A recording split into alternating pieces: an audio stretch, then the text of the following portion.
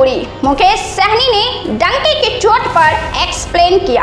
राजनीति में परिवारवाद एक ऐसा मुद्दा है जिस पर जोरदार बहस छिड़ी तो होती है, लेकिन इसका रिजल्ट कुछ नहीं होता है। परिवारवाद पर नेताओं के द्वारा हमले बोलते हुए तो देखे जाते हैं, लेकिन मुकेश सहनी ने पहली बार परिवारवाद पर खुलकर अपनी राय जाहिर की है और इस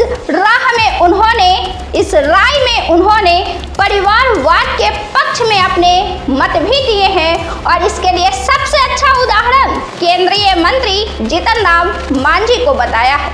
मुकेश सहनी ने अपने परिवार से अपनी पत्नी और अपने भाई को चुनाव मैदान में उतारने का ऐलान कर दिया है और कहा है कि इसके बाद भी बहुत सारी सीटें बचेंगी और उस सीट पर वीआईपी के उम्मीदवार होंगे। मुकेश सहनी ने जीतन राम मांझी के परिवारवाद को लिया है और इस पर एक्सप्लेन दिया है। मुकेश सहनी ने कहा है कि जीतन राम मांझी के परिवार के लोग हैं, इस वजह से वे अब तक राजनीति में टिके हैं। राजनीति में उनके परिवार के लोग हैं, इसलिए वे राजनीति में टिके हैं, वरना कब का उनका सफाया हो जाता। वे अफसोस जताते हुए कहते हैं कि उनके भी विधायक मैदान में जीते थे, लेकिन बाद में उनको तोड़ लिया गया और उनके परिवार के अगर सदस्य रहेंगे तब तो उन्हें नहीं तोड़ पाएंगे ना, तब तो उनके विधायकों को नहीं खरीद सकेंगे ना। आपको बता दें कि जीतन राम मांझी के बेटे और बहू दोनों राजनीति में हैं। मुकेश सहनी ने कहा कि हमने दूसरों पर भरोसा किया था, लेकिन वे बिक गए। हमारे परिवार के सदस्य रहेंगे तो नहीं बिकेंगे।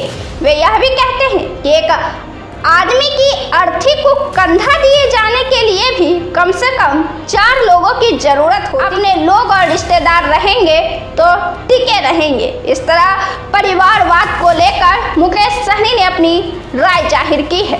परिवारवाद बहुत ही पेचीदा मुद्दा बन चुका है।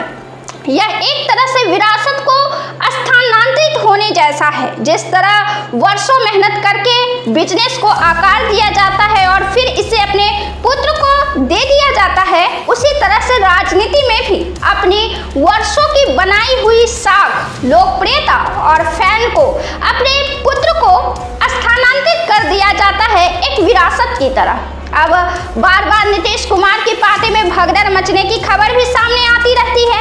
नीतीश कुमार परिवारवाद की वजह से अपने बेटे को नहीं लाते हैं, लेकिन उन्हें भी अगर वास्तव में जनता दल यूनाइटेड को जिंदा रखना है तो अपने बेटे को लाना ही पड़ेगा। परिवारवाद ऐसा ही मुद्दा है जिसकी आलोचना चाहे जितना कर ले, लेकिन चलते हैं फिर उसी राह पर। इसे मजबूरी भी कहा जा सकता है और विरासत का स्थानांतरण भी।